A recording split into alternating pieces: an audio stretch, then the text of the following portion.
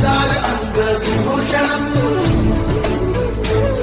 नवकन्यलोचन कञ्चमुखकर कञ्चपदकं दारुणम्।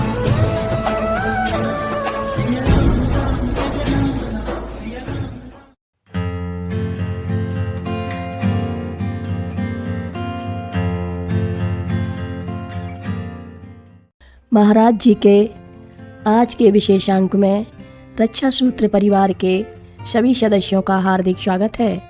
बाबा जी के भक्तों को राम राम। भक्तों, मौसम खराब होने के कारण मेरा गला खराब है। 1967 में मेरी मुलाकात अपने गुरु से हुई। उस मुलाकात ने मेरे जीवन की दशा ही बदल दी।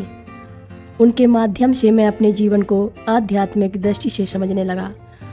उसमें मैंने पाया करुणा, प्रेम, ज्ञान, हास्य और शक्ति की नई गहराइयाँ, और उनके कार्यों ने मानवीय संभावना के बारे में मेरी समझ को बढ़ाया। मैंने उनमें मानव और परमात्मा के गठजोड़ को पहचाना।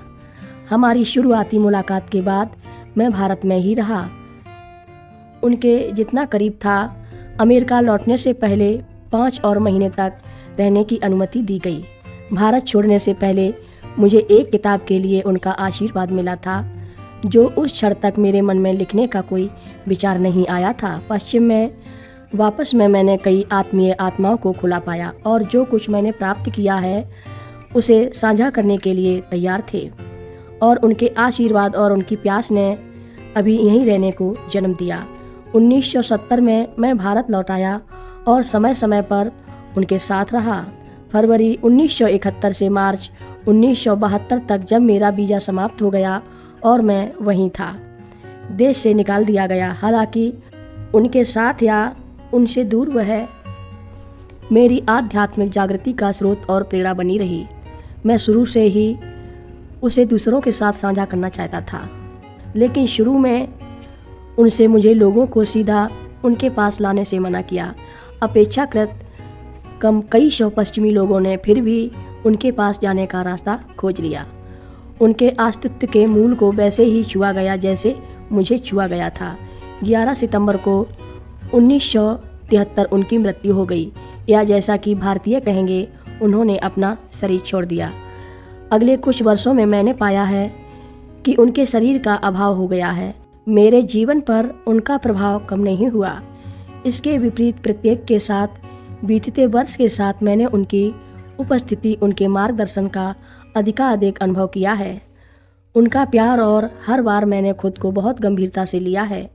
उनका लौकिक हंसना, इसने इस संभावना का सुझाव दिया कि अन्य लोगों जो कभी मिले नहीं थे, उनके शरीर में भी उसे वैसे ही छुआ जा सकता है, यह संदेह है।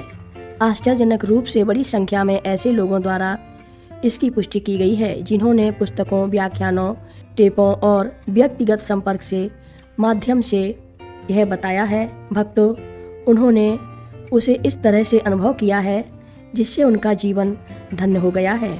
मैं उनके बारे में अपने गुरु के रूप में बात करता हूँ, लेकिन वास्तव में मैं उनके या हमारे बारे में कभी नहीं सोचता।